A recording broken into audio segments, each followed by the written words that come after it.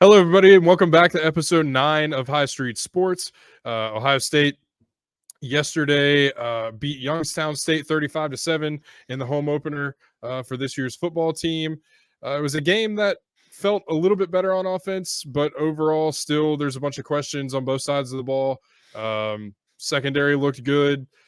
Corners looked good. Denzel Burke ended the corner drought for interceptions for the Ohio State defense. So we'll get into some of that stuff, offense, defense, biggest surprise, and we'll look ahead to next week and we'll talk, all things Ohio State today. So we'll get right into it. Vince, why don't you tell us about the offense from yesterday? Yeah, the offense looked a little better, a little less disjointed than it did during against Indiana. However, I still think that there's a lot to improve there. Third downs were really bad, 5 for 12 against an FCS opponent. You might as well go back to the drawing board there on anything. It was a slight improvement. I think they were 3 for 11 the previous week, but still, you have to be over about 80%. Last week at Indiana, Ryan Day said we expect on 3rd and 1, 3rd and 2, 3rd and 3 to convert about 80% of the time, and we didn't get that today. I feel like that was still relevant yesterday as well. Ohio State continued its success on 4th down, 4 for 6 on the season, 66%. G. Scott caught one, and Emeka Ibuka caught one for 6 on a 4th down. They seem to like to go to the flat and screens on 4th down. It also seems that the play caller, whether it is James Laurinaitis or not James Laurinaitis, Brian Hartline or Ryan Day, seem to be pretty confident. I have a theory about that, by the way. I want to get to that in a couple seconds. Yeah, we can get to that right after this. But the play caller seems to be confident in G. Scott on 3rd downs. And I thought it was interesting as well. G. Scott, in the offseason, his father actually tried to talk him into leaving Ohio State, but G. Scott had faith. And I think that being a key contributor on 4th down shows why he had faith in this team. But I'm interested to hear what you have to say about the coordinator or who's calling plays. Ohio State, 123 yards rushing, 4.6 yards a carry, 2 touchdowns, both by Trey. 359 yards passing overall for the day between both Devin and Kyle. 63% passing, 17.1 yards per completion, and 3 total touchdowns in the air. 2 to Marvin and 1 to Emeka. So what are your thoughts here on the play caller and how play calling is going so far?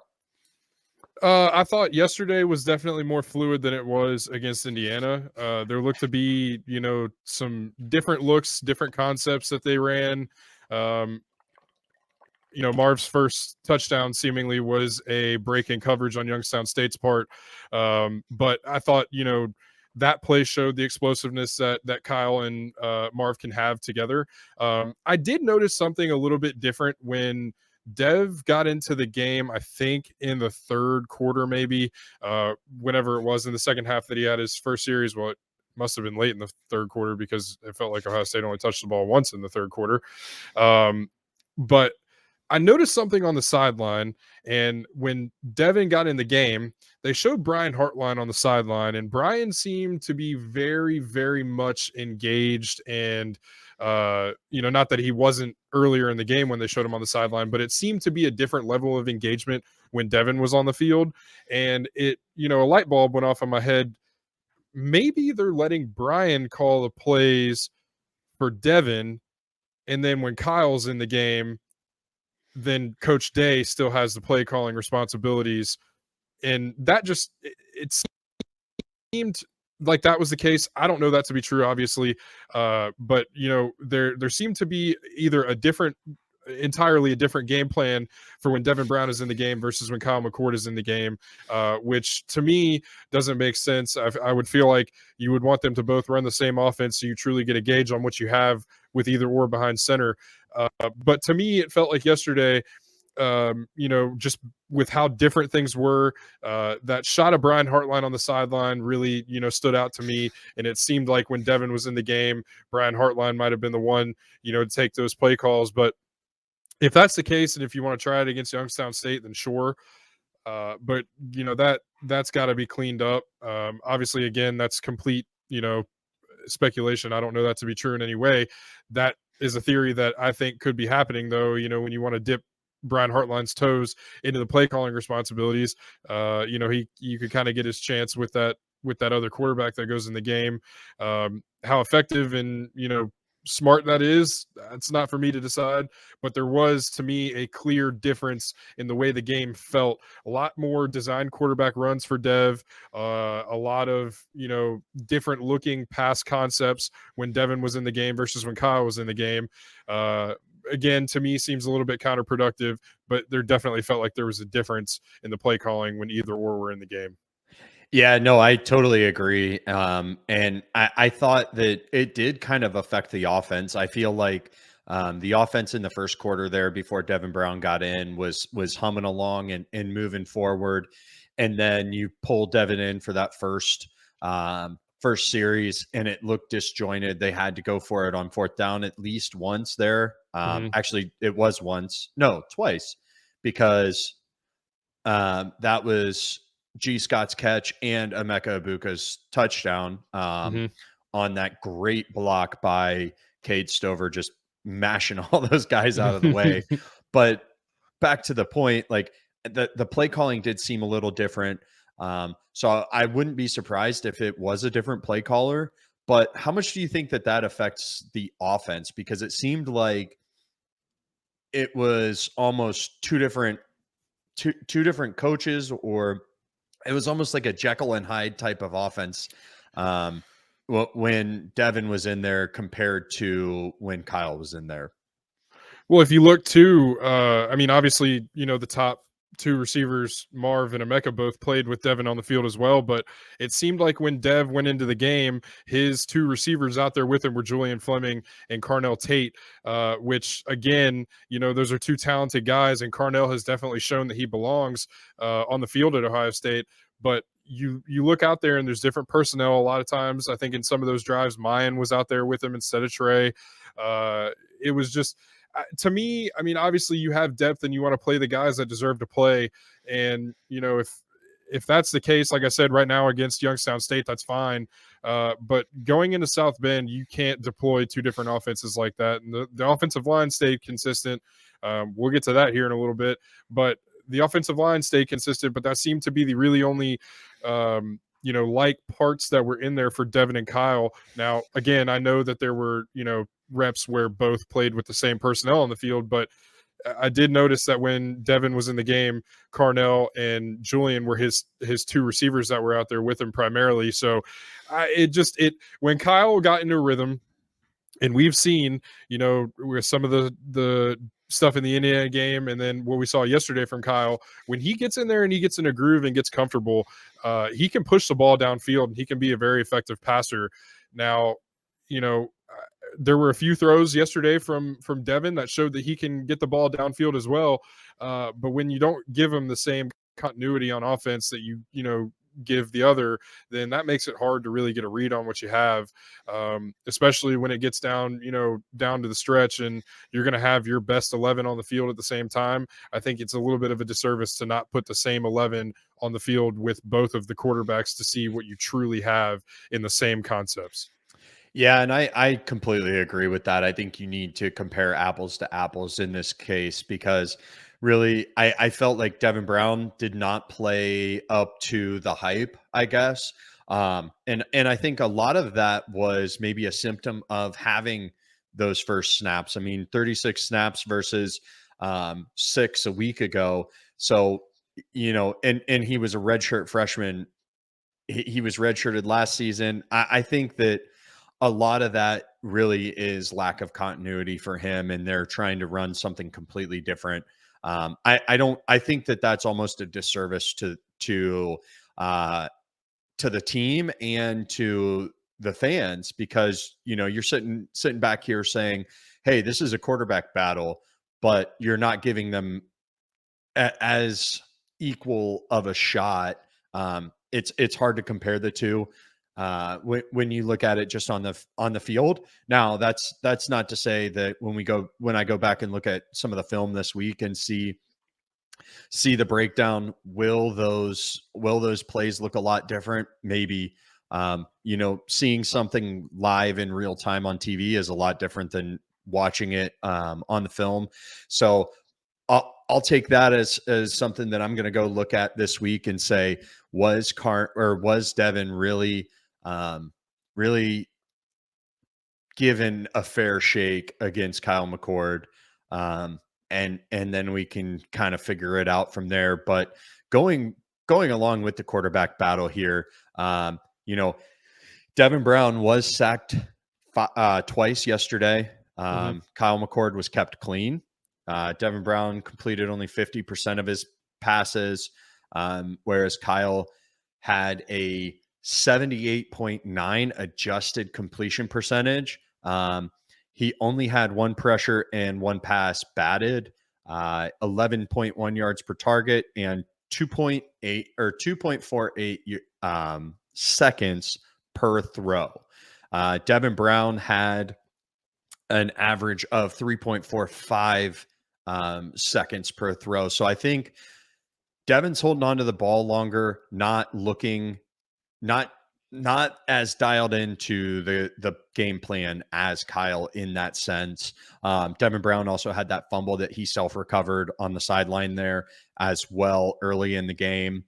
But would you say that this is Kyle McCord's team going forward?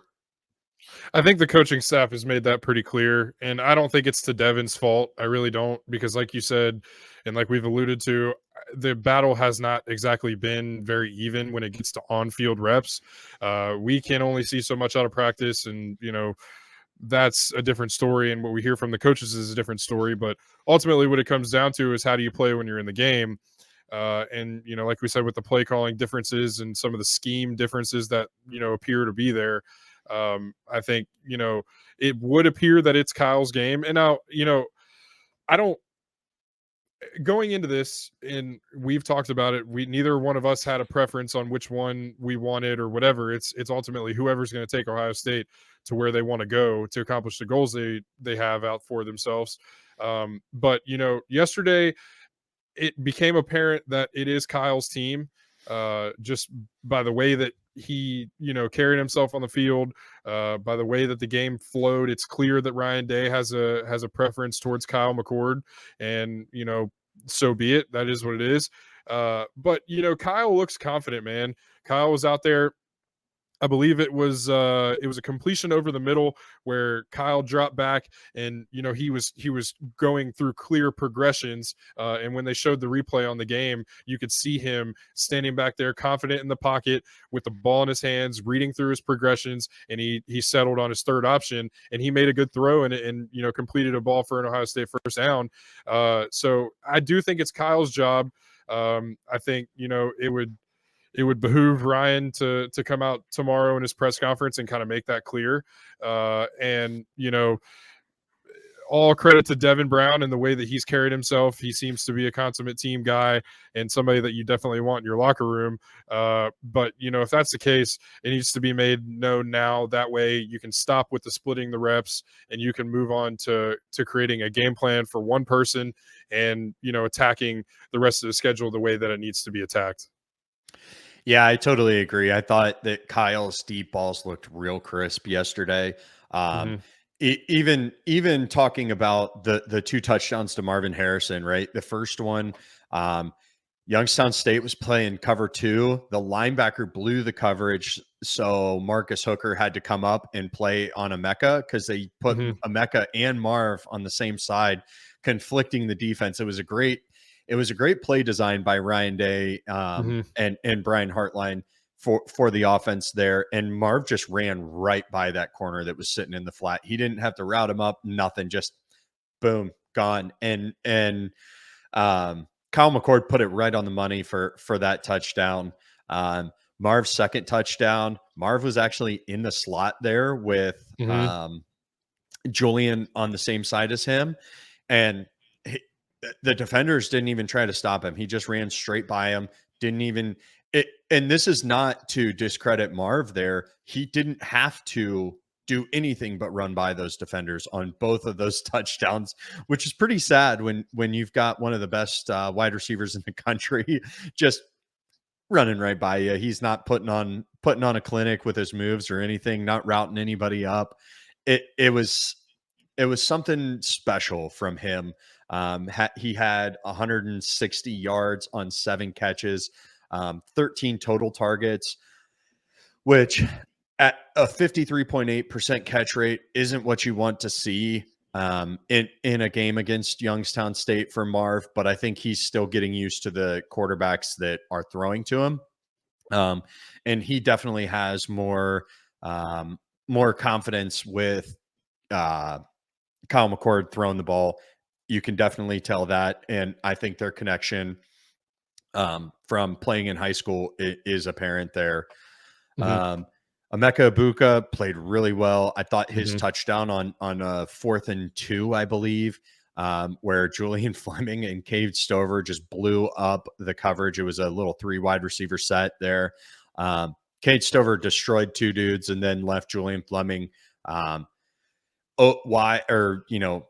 open to get down the field and continue to block. I thought Emeka Ibuka looked really good. 5 catches, 94 yards, 1 touchdown, had 8 targets. So not too bad. 62.5% catch rate. I really thought that those 2 looked really good. It seemed like Ryan Day, after Indiana, wanted to force feed both Marv and Emeka, and you have to do that.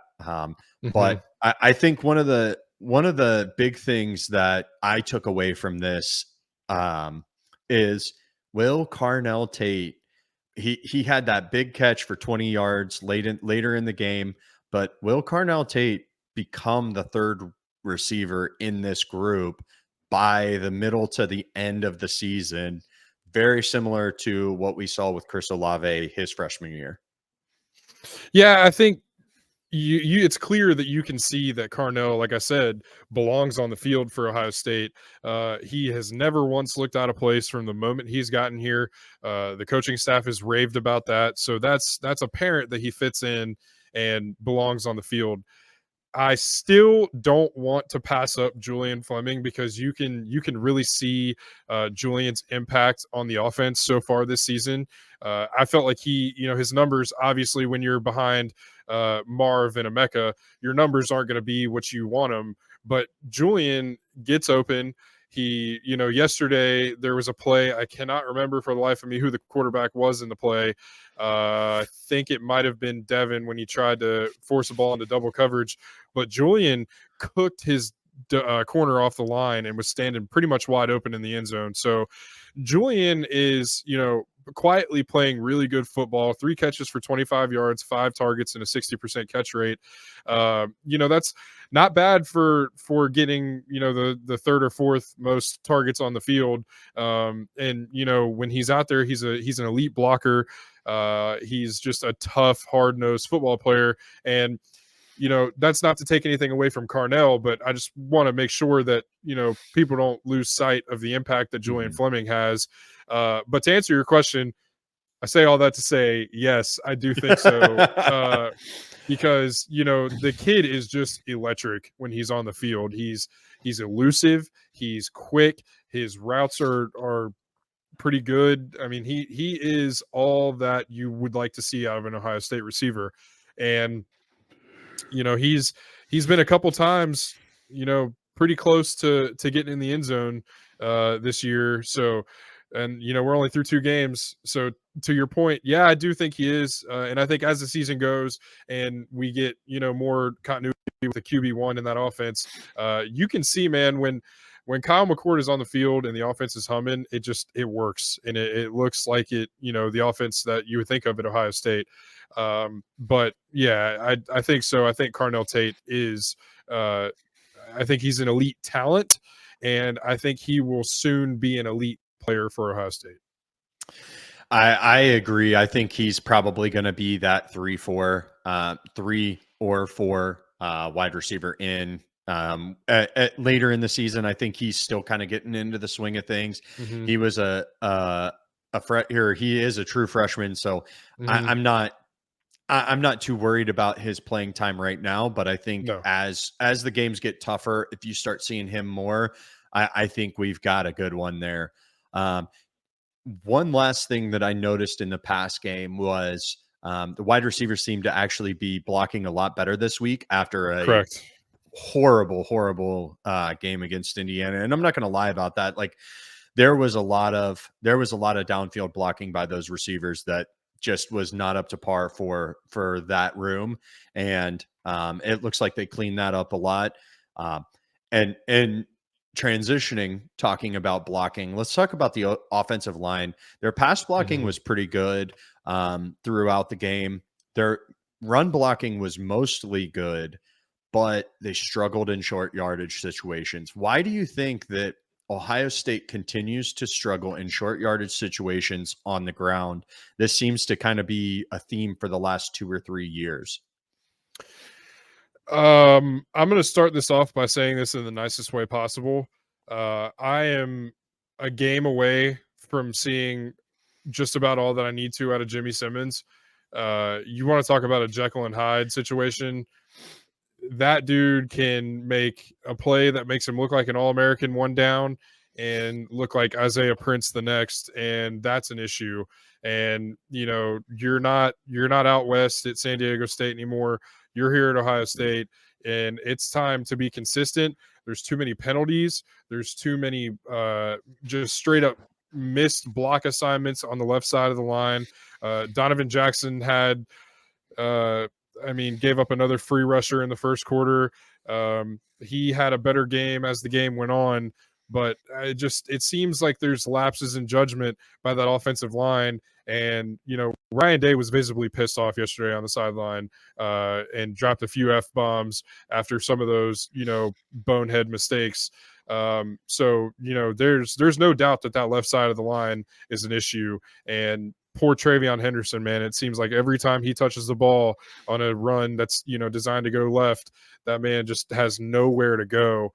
But it's an issue. And when you go to South Bend in 2 weeks, there's no room for dumb penalties, holding, hands to the face. Like you cannot get away with losing 15 yards by bonehead mistakes. Yeah, he cost Ohio State a touchdown at one point.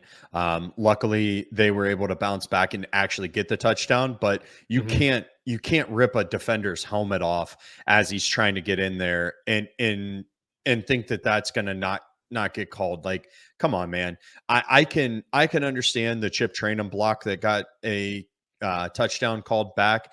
That was borderline. I thought I was in thinking the same thing. I thought that was very ticky tack. Yeah, it was one of those where watching it in full speed, it was like, I can see where that is. And then going back and watching it 2 or 3 more times, I'm like, nope, there is Yeah. no chance that that is a called penalty in a big game. Um, Hmm. and can we talk about how bad the officiating has been this year? Like, I'm and telling you, dude. I'm not one to usually talk bad about officials because I know it's a hard job and it's a thankless job, but how do you miss a blatant pass interference and just act like it didn't even happen on one of Well, the best wide receivers in college football? Like what are we doing here? Um, I, I don't.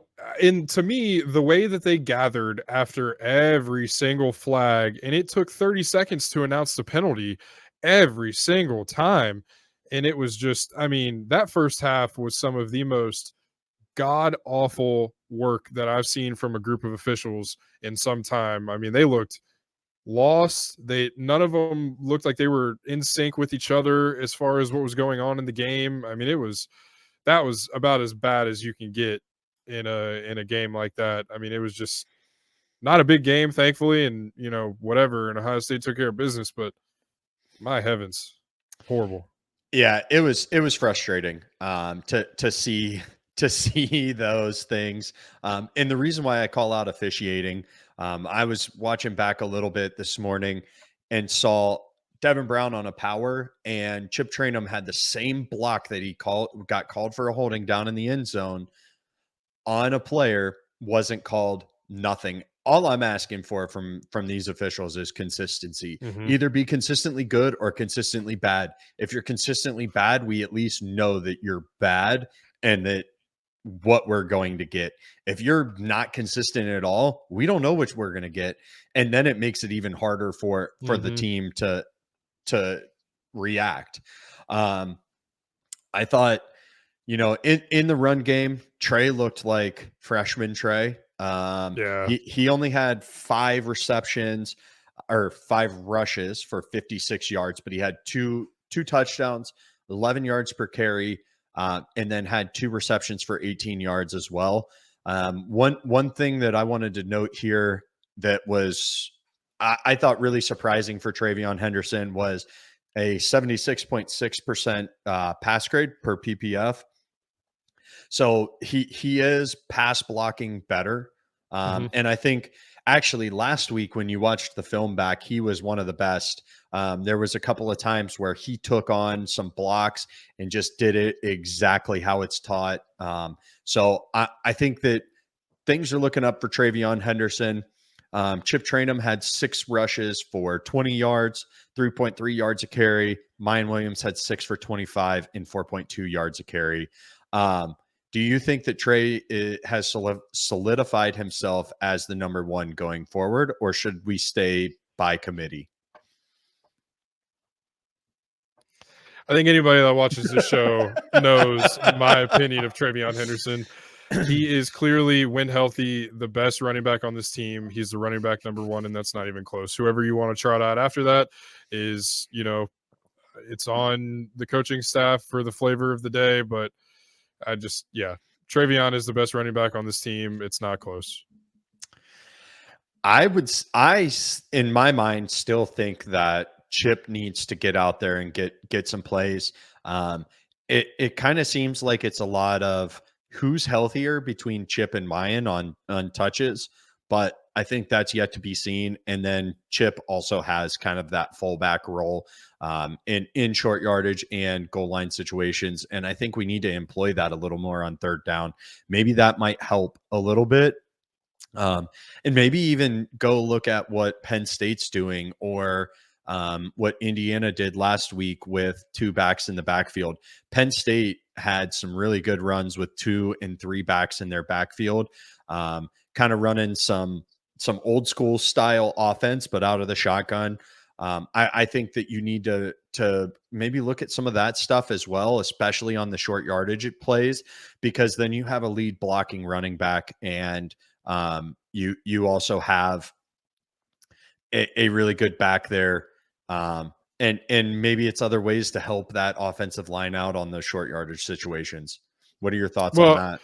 I really like the I formation, short yardage I formation stuff that they run with Chip as the fullback and Mayan as the tailback. I think that's, you can have some deception there. You could give the ball to Chip and, use a fullback run with essentially a running back. So, I mean, he's a linebacker. He's played linebacker in Division I college football, and he's a damn good, really talented running back too. So you've got a guy who's not afraid to put himself in front of something and, either go make a block or go get some short yardage and, push across a first down or push across the goal line for a touchdown. So, yeah, I think, there's definitely some way that you can, change that up a little bit, get everybody on the field, get everybody touches, but also strategically put yourself in a really good place as an offense on third and short, or those short yardage situations where, just like we've talked about earlier in the show, and we can touch on here,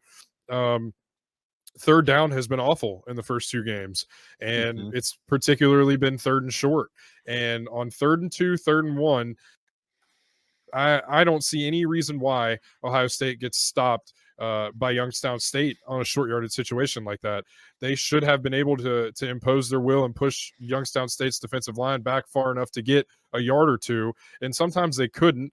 And I think the left side of that offensive line is a problem, like I've said. And, when you can't block that side of the line, sometimes that mucks that up a little bit. So I think, third down has to change, needs to change. And, if Ohio State is going to make any run this season, third down is going to have to change. What do you think Ohio State can do to kind of get back on the right track on third downs and really impose their will like Ohio State should be able to? Yeah, I think Ohio State really needs to focus on their inside run game. Just looking at the stats from yesterday, right? Travion Henderson was 2 for 32 on running to the outside right side. Um, and and then on the left side, Travion Henderson had one run for 13 yards. Mm-hmm. And those were both off tackle runs. And then inside, Travion Henderson had 2 carries for 11 yards on the inside. I think, and then when you look at the total team rushes, right? Um, Ohio State had 5 outside rushes to the right for 53 yards at 10.6 yards per carry. To the left was 5 rushes for 27 yards, 5.4 yards per carry. And then in the middle, you have 4 rushes. So middle right was, excuse me, was 2 rushes for 13 yards, 6.5 yards per carry. Middle left was 2 rushes for 7 yards, 3.5 yards per carry.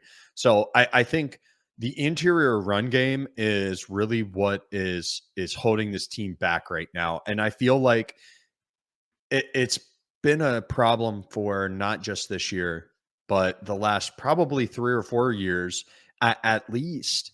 Ohio State just has not had that interior run game. I don't know if it's a scheme thing. I don't know if it's a toughness thing. I don't know if it's a coaching thing, but they've got to get better running in between the tackles.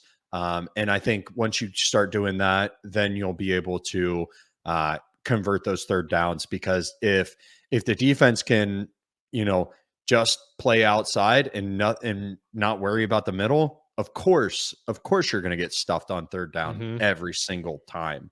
So I think the key to that is interior run game has to get going, has to start pushing dudes around. And that starts with Carson Hinsman, Matthew Jones, and Donovan Jackson.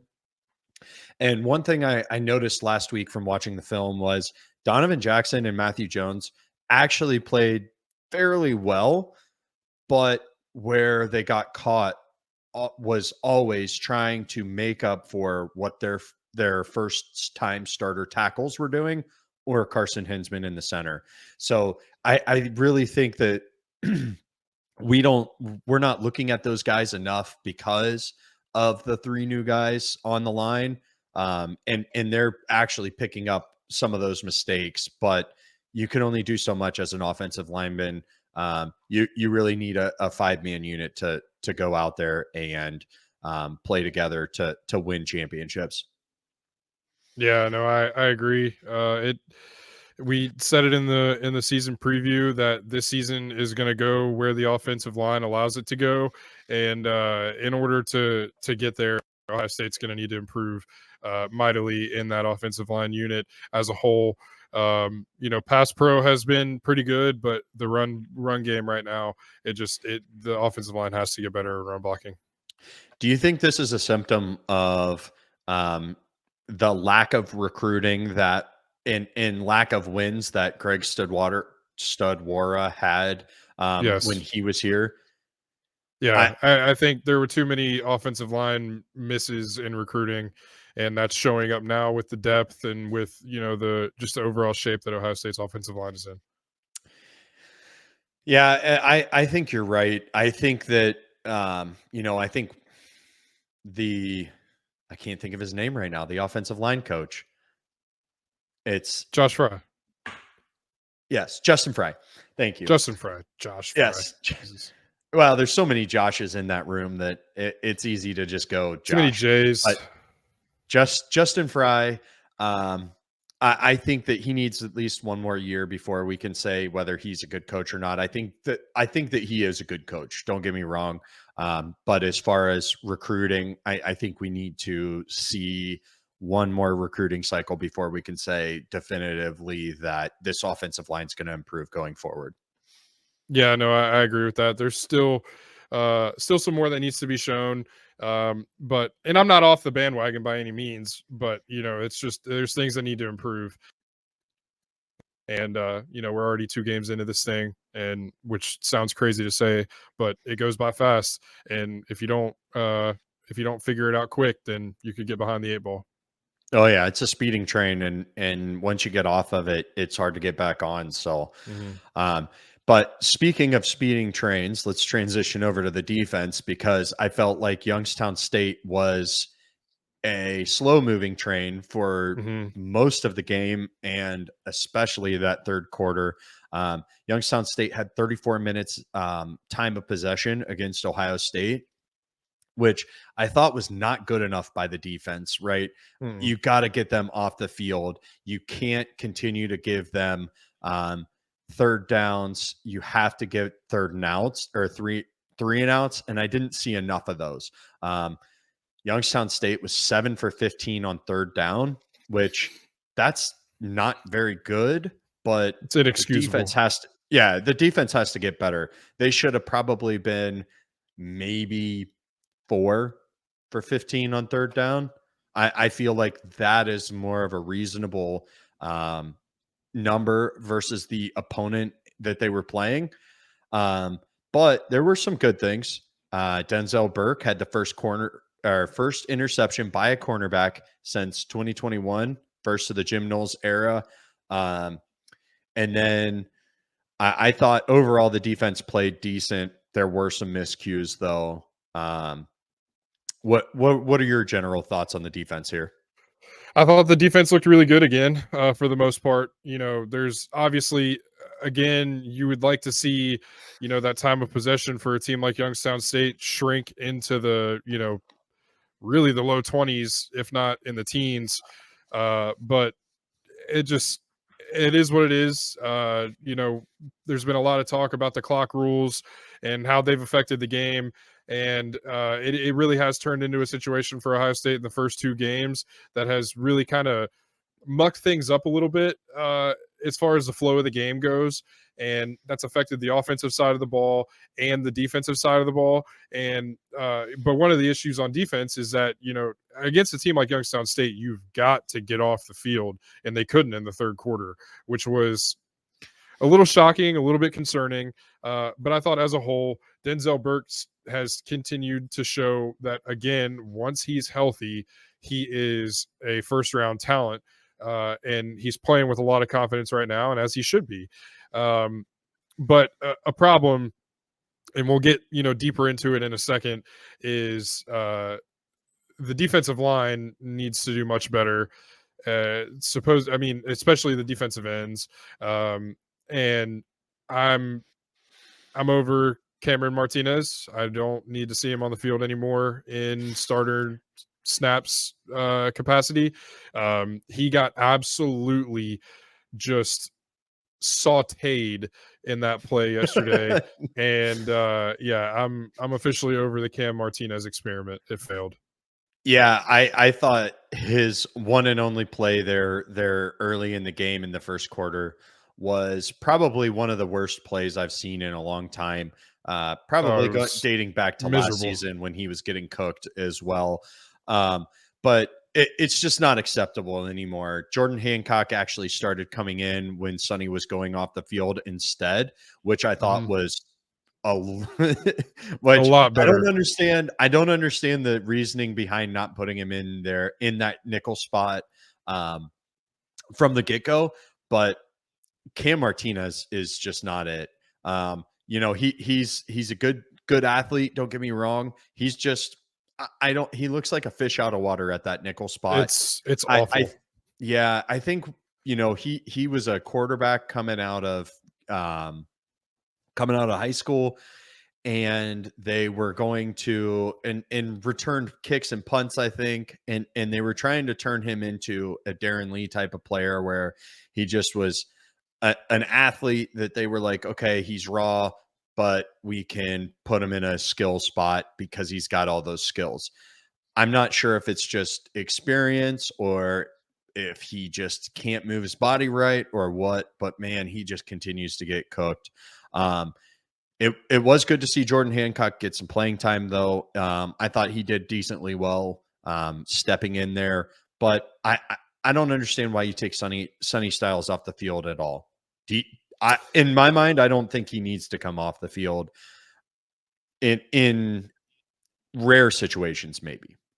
Yeah, maybe to get a blow every now and again, which is fine. I mean, if you want to take him off the field to let him, get a sip of water or, whatever, then cool. But uh yeah, to take him off the field and to put Cameron Martinez in or whatever, I mean, that's you're not even that's like going from the first spot on the depth chart all the way down to a walk on.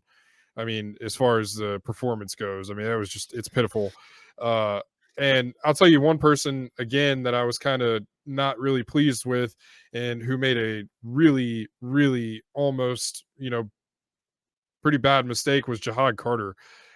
You dive in at a player, when he's already given himself up, and you put another situation in the ref's hands, similar to what Davison Igbinosun did last week, when you have a targeting call in the first series of the game, which can effectively, take you out of action next week as well, if it's in the second half or something. So there's some plays, some things on the defense that still need to get cleaned up.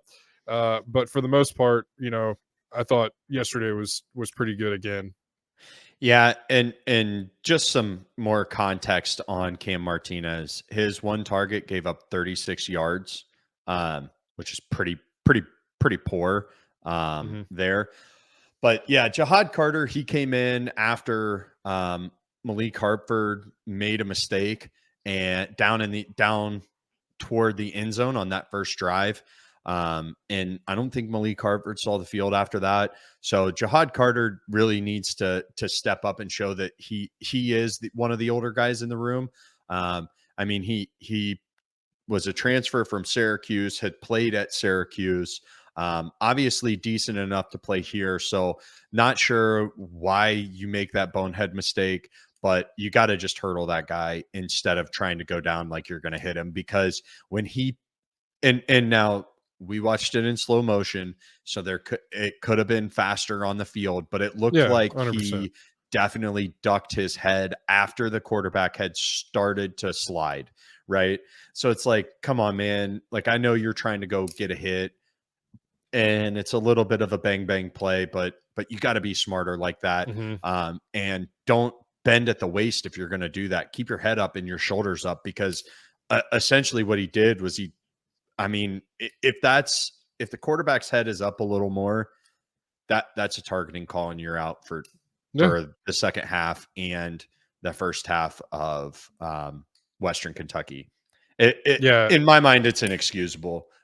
So I'm with you on that. I think really a lot of times when there's silly mistakes like that, they are inexcusable, and we got to remember that these guys are playing at elite levels all the time anyway. Mhm. But yeah, can't have a mental lapse like that at all. Um, moving to the defensive line, like you mentioned, JT Tuimoloau had one pressure and one tackle. I'm against Youngstown State. I mean, we're that's not good enough. That's No. not good enough at all. But it The seems it seems almost to be like a Zach Harrison situation where he's getting in the backfield and he's, a step or two off from making a play, or at least that's the way he looked yesterday. But from a pure talent standpoint, I mean, he should have been able to at least get home, a few more times than he did yesterday. Yeah, I mean, especially from a five-star all everything defensive lineman, you got to get home there. Jack Sawyer, one pressure, three tackles. Same thing there. He almost seemed at times just non-existent in the game. I'm not sure what's going on there. Maybe it's that Vicus helmet that looks awful. God, it Um, was horrible. that the Buckeyes need to just go back to just Riddell speed flexes and the shut F7s. they need to get away from all these other Riddell axioms and the Vicus 0-1s and 0-2s or whatever they are. Not good. Not good. They're Whatever not the good for the helmet brand. is, whatever the helmet is without the top bar, That's the Riddell Vicus or the Riddell Axiom helmet that helmet stinks. with the visor that's built into it. Yeah, Yeah, that helmet that helmet stinks. stinks too. So back to actual play and not equipment there. Actually, speaking of equipment, I keep seeing guys on all teams wearing this green mouth guard, and they're wearing You mean the it one that is Marv never puts in his mouth? yeah, and that's what I was about to say was wearing it is kind of an understatement. It hangs from their helmet. Yeah, Which yeah. I've never understood that either. It's like, bro, we're the mouth guard's there for player safety, but hey, you don't want to wear it, whatever. It used to be an equipment violation and a foul, but not anymore. Beside the point, I'll get off my boomer takes here. The defensive line just was not where we would expect for a Larry Johnson defensive line. Mike Hall Jr. though, oh my gosh, that dude Mhm. is explosive. Yeah. He had that sack, and then right after that sack, he had 2 plays where he just dominated their Mhm. offensive line. He ragdolled the center afterwards and made a stop on a run play, and then the play right after that, again, just beat 2 guys, just destroyed a double team to get in there and make the play. Can the other guys on the defensive line step up to Mike Hall's level? I hope so. The way he's playing though right now reminds me of 2018 Draymond Jones after Nick Bosa went down. Draymond Mhm. Jones was dominant that year, and I feel like Mike Hall is playing that similar way. But do you think that the rest of the guys can step up in Larry Johnson's room? You would hope so, and you would expect so out of a group that's got, some pretty high rated guys on that, defensive line. So um I don't know, it, it seems like there's kind of 2 groups in this Jim Knowles defense, and it's like the defensive line and then everybody else. It I don't know what it is, but something about it seems different than before Jim Knowles.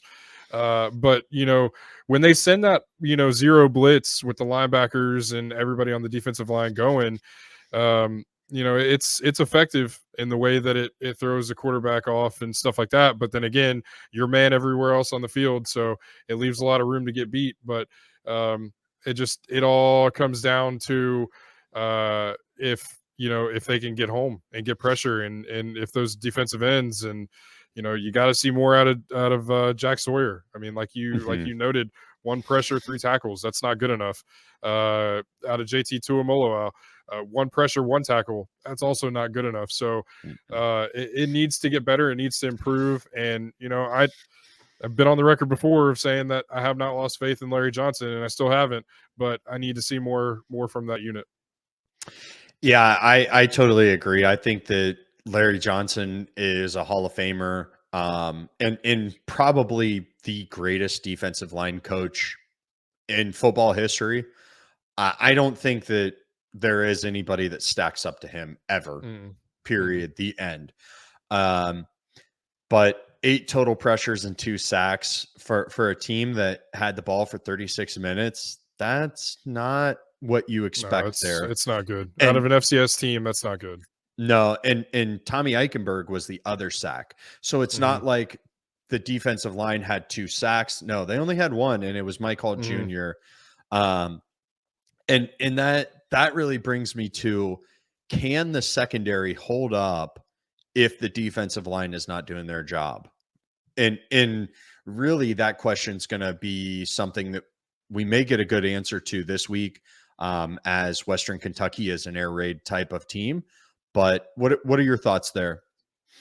Yeah, I don't see any reason why not. I mean, there's some stuff that you want to see cleaned up in the corners too. Don't get me wrong; like it's not been all, sunshine and daisies for the secondary, but Yeah, I don't see any reason why not. Like I said, generally overall, I've liked what I've seen out of the defense a lot.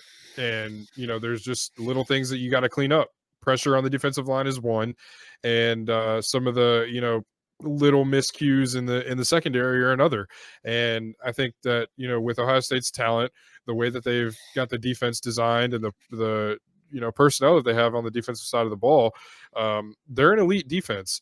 And, the results should start to come. Obviously there's different pieces in there. There's things like, they're going through a little bit of the same growing pain, kind of, sort of, that the offense is. So this is by no means the final version of Ohio State at all. There's a lot of football yet to be played. So yes, the answer is yes. I think, the defense will start to round out and, really become a dominant defense, even more so than it's been the first 2 weeks. But, there's just stuff that you want to see cleaned up. Yeah, I agree. I think getting off the field on third down is probably one of the biggest ones. Mm-hmm. And with that, right, Youngstown State and Indiana really both figured out how to milk the clock using the Mm-hmm. new rules to their advantage. And taking a look at kind of some other teams, or the biggest game around the league or around college football. Texas and Alabama, they combined for 58 points on the night. Bama had 62 plays on offense. Texas had 75 plays on offense. So it's pretty even there as far as plays. I don't think that this clock rule is really going to be that big of a deal in big games. No. I think unless a game gets starting to get out of hand or one of the teams really wants to control the clock, I think Wisconsin of old would have been one of those teams that would exploit this and try to milk the clock. But I don't think that it is as big of a contributor to anything that is going on in the game as many people are making it out to be. No, I don't think so either. But kind of like I alluded to a while ago, is it's made the quarterback battle a little bit different. Mhm. And it's made the flow on defense a little bit different as well. And when you're Ohio State and you play two inferior opponents like they've played, with another one coming up this weekend, it's designed for the bad teams to sit on the ball and drain the clock. And that's exactly what's happened in the first 2 weeks when Ohio State's played two teams that had no interest in trying to win the game. It mucks it up a little bit, but that's no excuse for the lack of points that Ohio State scored. When you look at 35 points against an FCS team, and that's low, and it should have been in the 40s or 50s, but here we are, 2-0. So we'll, take what we get and move on and try to get better every week. But to answer your question, it's not as big a deal as everybody's making it out to be, but it's definitely having an impact, and you're seeing it in the games. Yeah, absolutely.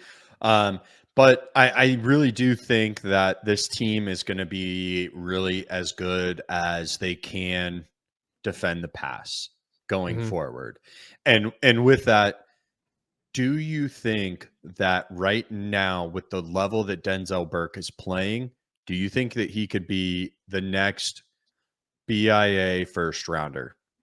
Yeah, I think he is going to be. Is that this year or is that next year? If he keeps up at this pace, it's going to be this year. It's like I said, it's a guy with renewed confidence. It's a guy that is healthy, and it's a guy that is was dominant as a freshman, and you're seeing him be dominant again as a junior. So yeah, I think the answer is yes. I think Denzel Burke is on his way to having an All-American type season, and I think he's going to put himself in a position to be a first rounder projected in this year's NFL draft. If you're an NFL scout, do you worry about that sophomore year No, just due to the injuries that he had and yeah, playing banged no, up?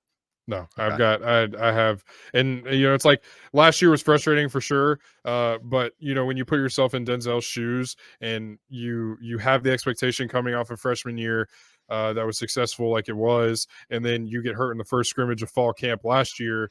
It was an uphill battle from the start. Not saying any of those are excuses necessarily, because football is a physical game, and players get hurt all the time, so it's not exclusive to anyone anywhere. But Denzel was frustrated last year, and you could just tell all spring, all summer, that he was healthy and feeling himself, and feeling back to the way that he felt as a freshman. So if I was an NFL scout, absolutely not. I mean, obviously, you've got 10 games left of film for this regular season and beyond. Yeah, I mean, there's going to be a lot more film to look at, but I would have no doubt in Denzel if I was an NFL scout. Do you say that BIA is back with both Denzel and Davison Igbinosun at those corners, kind of locking things down? We'll find out in 2 weeks. If you had to say right now, though. It's getting there. But I wouldn't feel comfortable saying it against the offenses that we've faced yet. And Sam Hartman is, he looked good in week 1. He looked pretty good yesterday at times. Yesterday was a sloppy game, a lot of rain delays, lightning delays. So that game yesterday kind of played out really funky. Notre Dame was able to grab a comfortable win in Raleigh. But I think the true litmus test and what we'll be able to make that assumption by is going to be in 2 weeks in South Bend. Yeah, I mean, if Sam Hartman can sling it like he did right before the half, when they scored that touchdown, Ohio State's going to be in trouble no matter who plays and how well they play. He had some moments where he was on fire, but I think that's more of a Ryan Day answer than a direct answer to the question, is BIA back? And I would say that yes, they are right now, but it's like Texas, and it has been back a couple of times where they can just fall off. You give them 1 week, a bad week, they might fall off and become a train wreck. So are they back? Yes. How long are they staying back is the real question here. Moving on to next week's matchup. And I think that this kind of transitions really well. We play Western Kentucky. Actually, I missed one thing. Who was your biggest surprise from this week?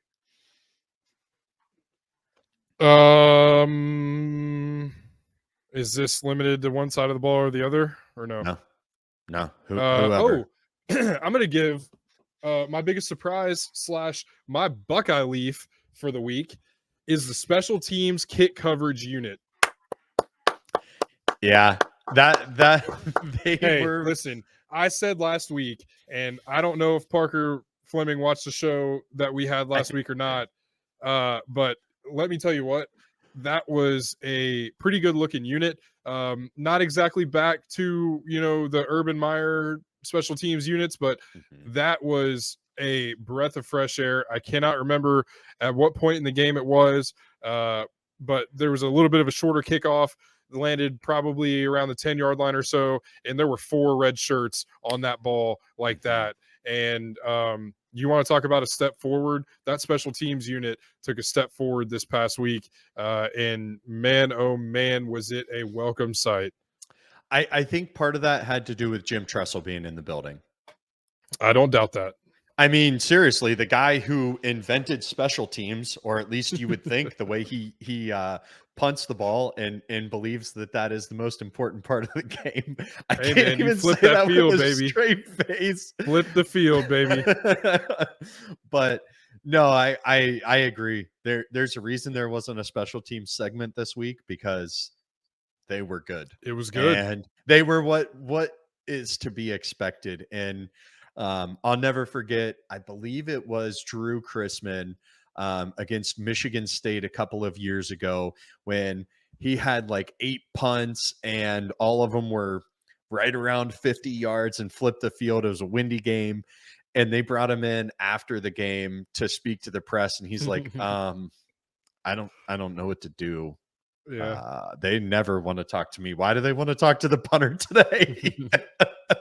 Yeah, So it's either really good or really bad. yeah, and before we move on to next week, obviously every time the Senator is back in the shoe, it's always a good thing to see. He had his signature sweater vest on with both the Ohio State logo and the Youngstown State logo with the signature American flag pin on there.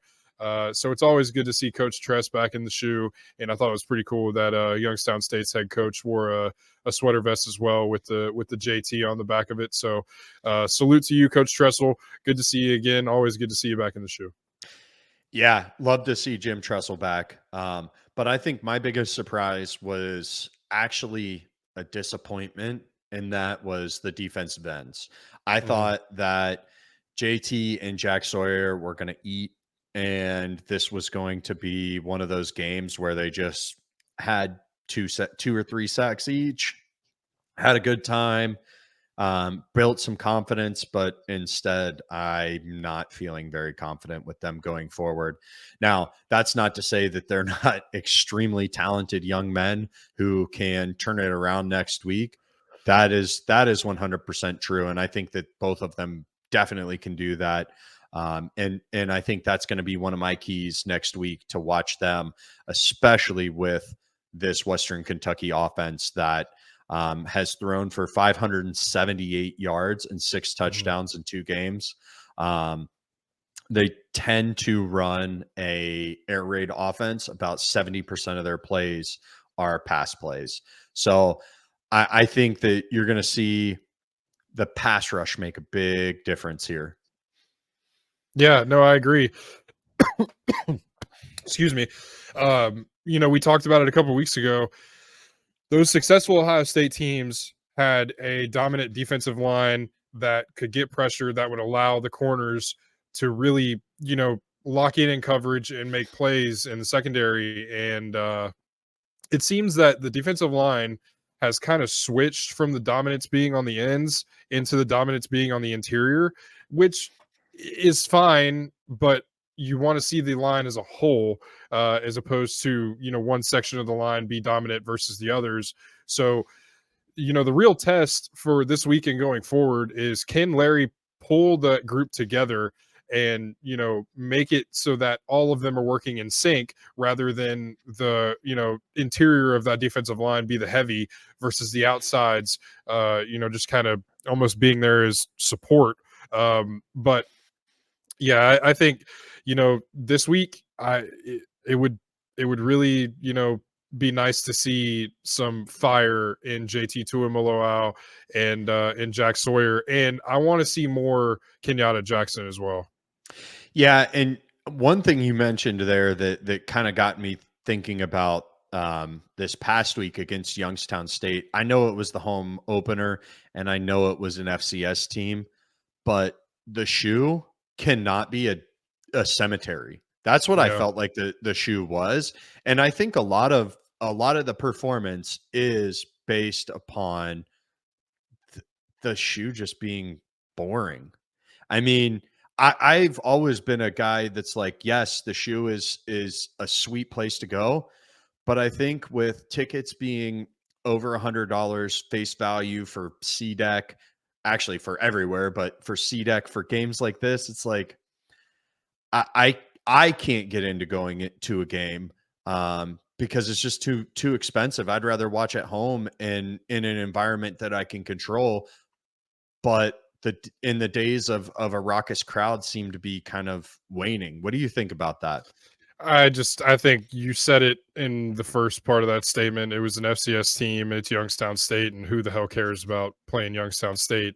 So you gotta, as a coaching staff and as a team, you've got to be able to look past that and create your own juice. There was a time where Tommy Eichenberg was trying to pump up the crowd on like a second or third down after a stop, and it didn't work. But I think it has a lot to do with who we're playing. I mean, obviously in a situation where it's we get into Big Ten play and Penn State comes to the shoe, Wisconsin comes to the shoe, Notre Dame comes to the shoe, it gets loud. And but for some of these lesser games, it's hard to create your own juice for a noon game.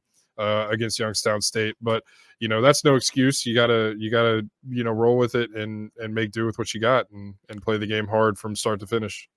But could you get and now I know there were 102,000 fans in the shoe, so it was no slouch of a crowd, but do you think you get more of a upbeat crowd if you have cheaper ticket prices and allow families or kids to go maybe for their first game against a Youngstown State, and kids are going nuts? Like, it's some energy, right?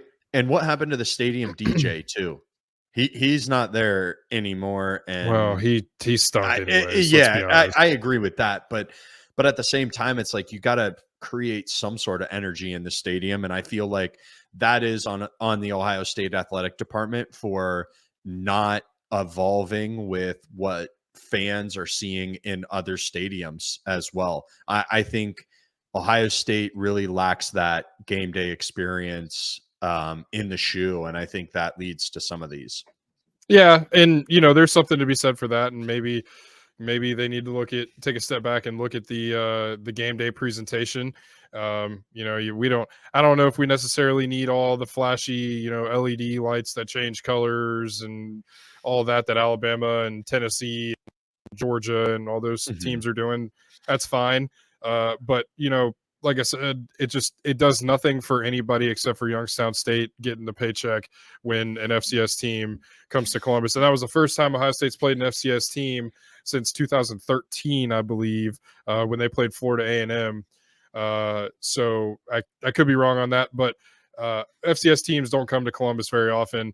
And I do think that played a humongous part in there. I mean, how lively was Alabama Stadium last week against UT Martin, or Georgia, whoever played UT Martin, or whatever the case was, Ball State. I'm sure Athens wasn't a raucous crowd against Ball State this past week. So the first couple of games, I mean, you can't always play a bunch of Power 5 teams in non-conference, and generally you don't. So I think you're going to get some clunkers, but I do think that they need to take a step back and look at the game day environment and kind of change things up a little bit and freshen it up. Yeah, and also you were right about the Florida A&M Yeah. in 2013. Kenny Guyton threw 6 touchdowns in the first half in that game and set a record. Yeah. I think that was the year he played against Cal too, if I remember correctly. Oh yeah, and went out to the Wayback Machine when we dominated Cal. Yeah, that was fun. Kenny G, listen now, smooth Kenny G, smooth jazz. exactly Yeah. Yep. Oh yeah, he was really good. But I think that, hopefully the shoe will be a little more rocking this week against Western Kentucky. It's more formidable opponent. I think they were pretty good in the Conference USA. I was about to say Conference 5 or Power 6 conference or whatever these conferences are calling these UCF. UCF made that happen as to support their claim as that a national champion. Yeah, whatever. The Power 6, the American Athletic Conference. Let's be real here. I think that the American Athletic Conference might truly become a Power 5 conference with the Pac 4, 2, 12, Pac less, exactly. Pac none, the Pac lawsuit. Although the Pac-12 is probably deeper than the SEC at this point in time. 100%. Absolutely. But that's neither here nor there as we continue to wander off from Western Kentucky. Not really surprised. This is why the shoe environment sucks right now, because we're talking about Youngstown State and Western Kentucky. The people don't care about Western Kentucky. The people care about Notre Dame, but we can't look ahead. We can't allow ourselves to do that because competitive excellence is a thing. And we have Western Kentucky up next, so that's what we're going to talk about. Yes. Let's talk about Western Kentucky's defense real quick. They had, speaking of national champions. Oh, look, UCF. Yes, they had 22 missed tackles against UCF week 1, 9 against Houston Christian. I think where I'm going with that is 22 missed tackles against a Power 6 opponent. I couldn't even do it. I tried so hard. But then 9 against an FCS opponent. So I would say that their defense is not a well-rounded tackling team. The only guy really to look out for on their defense is Upton Stout. He had 4 interceptions a year ago and has the most experience of any of their cornerbacks going in the game. And I think he'll be one of the better cornerbacks that the offense has faced so far. So that'll be an interesting matchup. But outside of that, yeah, it's all about thinking about Florida A&M and Kenny Guyton throwing 6 touchdowns and a half. Really, I think that's where we're at. And I think we're off the rails here a little bit, but it's okay. It's absolutely okay. And now I understand why Berm always takes the podcast off the rails so quickly, because some of these opponents are just not that interesting to talk about. Well, speaking of Berm, I'm sorry, your favorite player of the last 15 years stinks, and I don't want to see him anymore. Man, why you got to do Berm dirty like that? He's probably one of my favorite writers on the beat for sure. Oh, listen, I'm all in on Berm and the pod. If you haven't checked that out, please do. But well, you know, hold on, no free ads. No free ads. Well, here. no free ads, but they're good people. But Cameron Martinez stinks. That just is what it is. You know, I think we're done here. Yeah, I would agree. Ohio State moves on to game number 3 of the season with a 35-7 win in the shoe for the first game at home against Youngstown State. Jim Tressel was back in the building. Sweater vests were back in the building. And Ohio State was as well. They move on. What's the best thing about 2-0? The chance to go 3-0. Bazinga. We're here. We're moving towards the rest of the football season. Western Kentucky is up next at the Horseshoe next Saturday. Keep it locked here. High Street Sports. We'll have all kinds of different coverage from Ohio State to National College Football. Our first NFL episode is up if you wanted to go check that out. But we'll have a lot going on. Vince has some special stuff coming midweek for Ohio State football coverage. So we're going to continue to do our thing here. Make sure you share the podcast. If you like it, let everybody know. If you don't, go away. And we'll let them know. Give us those downvotes too. Hey, give me that thumbs down or that thumbs up. I don't care. Throw it out there. Why? Engagement. Yeah. And I think on that note, we'll see you later this week. Are you guys doing the national show, top 25 show this week? We'll be back Wednesday, national college football show, and I think we'll have another NFL show for you. So a lot coming throughout the week here at High Street Sports. We're just getting started. Ohio State's just getting started. The college football season is going. We're having fun here. We'll see you guys later this week. See ya.